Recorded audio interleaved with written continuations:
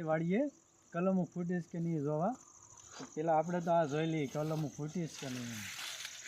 હાલો એક આ કલમ તો ફૂટી ગઈ છે ને બધી કલમો ફૂટવામાં તો વાર લાગશે કારણ કે આમાં પાણી પાયા જ કર્યા છે.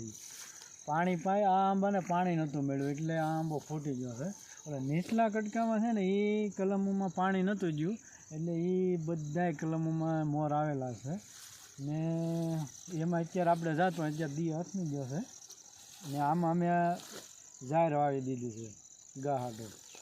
પછી આ આંબાને વધારે પૂરતું પાણી મળ્યું જ નથી એટલે આને મોર હેઠો આવ્યો નથી.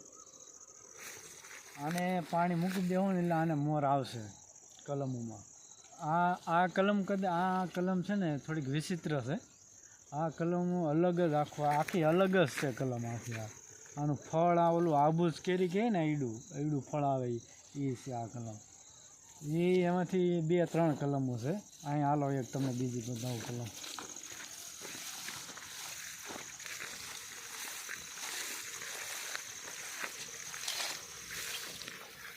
આમાં હોચ મોર આવ્યો છે. આમાં મોર આવ્યો છે કારણ કે આમાં પાણી પાયા જ કર્યા એટલે પછી પાણી પાઈને એટલે મોર ન બેસે. ચોમાસું વયું જાય ને ત્યારબાદ આપણે 1 મહિનો આપણે પાણી મૂકી દેવાય. જેમ પાણી પાવ એમ મોર ન આવે.